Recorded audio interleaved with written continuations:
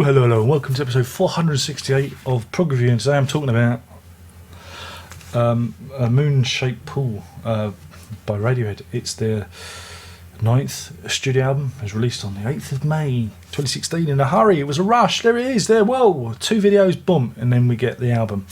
No physical product yet. That's coming soon. Digital downloads, yeah. You know what it's like. Digital, everything's a download these days.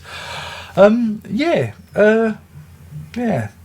Oh God, again. Oh, what'd you say about Radiohead? They're like the Queen Mother, aren't they? I mean, they're just too highly respected to criticise.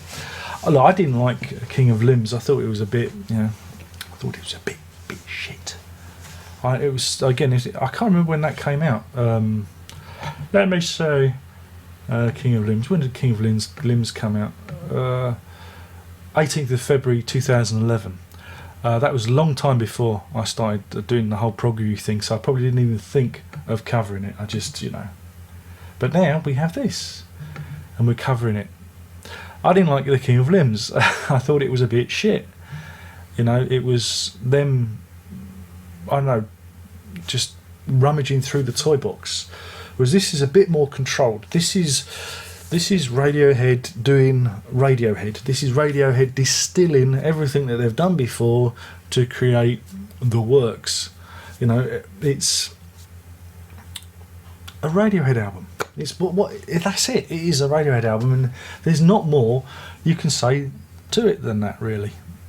It opens with Burn the Witch. We've seen the video to that and heard that enough. Millions and millions of views on the YouTube, because that's how people consume music these days. It's upbeat. Again, something that marks this album out from previous albums, and people will say I'm sure somebody will find an exception to this, and put it in the comments. Oh, you're wrong. But the thing that stands out with this album is the use of strings. Yes, there's lots of strings, and Burn the Witch, them strings are used in staccato, phrasing, like Jaws. No, not like Jaws. Too fast. Jaws is slower. But you get the idea. Psycho. That's what I'm thinking of. Psycho. I knew it was in there somewhere. Write a fucking script, Darren. Do not think of this stuff off the top of your head, because that is irresponsible and people will catch you out. But yeah, you got this very staccato strings propelling the song along, and it's probably the most upbeat track of the album. And again, you listen to it and it's very reminiscent to stuff that's gone before. Daydreaming, which is the complete opposite. It's the complete flip side. It's, again, we've got that video by, what's his name? Anderson, Hans Christian Andersen. That sounds right. You know what I'm talking about. And yeah, it's very dreamlike. It's, and it's the opposite of that Radiohead coin. And that's what you get throughout the record. You get music that harks back to things they've done before. I'm talking stylistically. So you get the odd broken beat, the background vocals, the wailing, little phrases on the keyboard, things that people would throw away, as being too either simplistic. Radiohead throw the kitchen sink in, and you've got that, and there are some genuinely nice moments on it. I feel that the album runs out a little bit of steam towards the end. Yeah, a little bit. I mean, it got up to about Identikit. I'm with them, and then after that, I zone out until True Love Waits. Again, the fascinating thing about True Love Waits is it's a song that was been played before. I mean, it was on their live album that they put out. He says, trying to remember what the title of it was. Don't worry, I'm gonna pull it up and pretend I know. I might be wrong. I usually am. Everyone goes, you are wrong. But yeah, it appeared on that. Now, on that version. And again, they played it live before. is very different to what we have here. And again, you see the Radiohead machine working, and that's the same with all the tracks.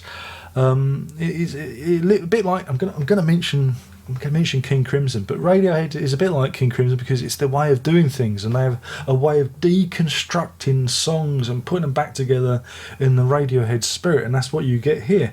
I don't really get a sense of that in the previous album, but here it's more, they push the boat out and now they're pulling the boat back in again. I don't know if that's a very good analogy, but that's the one we're going with. And True Love Waits has been deconstructed from like an acoustic guitar strummer to something that's has a completely different atmosphere to it and a completely different feel. And that is what they do. That is what they do. It's all about atmosphere, and this has got bags of atmosphere. But again, the album's 52 minutes long. I think there's probably a good 40-minute album in there. I know. It's something I say all the time, but I think they could have dropped the Tinker Tailor one. I think in present tense, if we'd got rid of those and brought it down to about 42 minutes, I think it would have been for me a satisfying album. Like I say, it just loses focus, and but yeah, I mean, it's all right. It's all right. It's not a great record. I know a lot of people will be throwing their hands to heaven, and it's better than King of Limbs. Trying to think. He said, "I'm trying to remember all the Radiohead albums." Let me pull iTunes up so I can see it.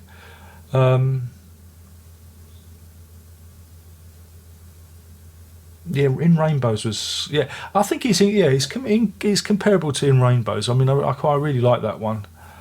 That worked. That had the right mix of experimental and songwriting. Whereas I thought King of Limbs just they threw all the melody out and it was all Whereas I think it's in comparison to In Rainbows, though I do find that album a much more satisfying prospect. I thought that was better than Hail to the Thief, but I'm doing a bleeding primer now, aren't I? I'm doing a bleeding primer when I should get back to topic. So I mean, it's Radiohead. What more can you say? And we're lucky that we have these albums coming out, that we have Radiohead doing what they do, and it's good to see that they're going back to melody and atmosphere and but maybe with a few more listens those last few tracks will sink in. But at the moment, I like the first 2/3 of the album, and for me that third bit is just like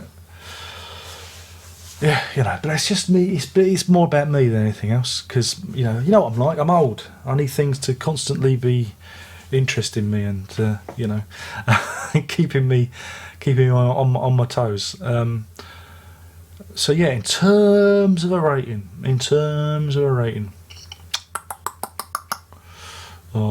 I hate rating these. I don't want to rate anything anymore. I'm going to give this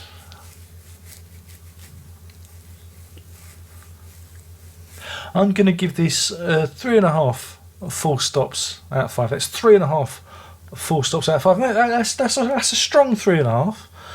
Like I said, I just feel that sometimes these albums, they just run out of puff. Maybe it's a structuring thing. Maybe they need to rearrange the track listing, put some more of the memorable, I just feel like it tapers to an end, That's like pulling a balloon. I don't know what I'm talking about. But no, I enjoyed it. It's an enjoyable album. I enjoyed it more than King of Limbs. It's comparable to In Rainbows, and but yeah, that's it. I think that's it. But it's them doing what they do, isn't it? It's just Radiohead. You wouldn't expect anything different. So on that bombshell, I'm gonna stop there. My name's been Darren Rock. I've been burbling on about A Moon-Shaped Pool by their Radiohead, their 9th studio album, which was released in a hurry on Sunday. And like I said, I've been listening to it in rotation since then, trying to get a feel for it. And That's the problem. Sometimes some of their songs are a bit amorphous, and some songs are stickers and some songs aren't, and that's Radiohead for you, you know. But anyway, thank you for watching. There's only one more thing to say, and that's prog on.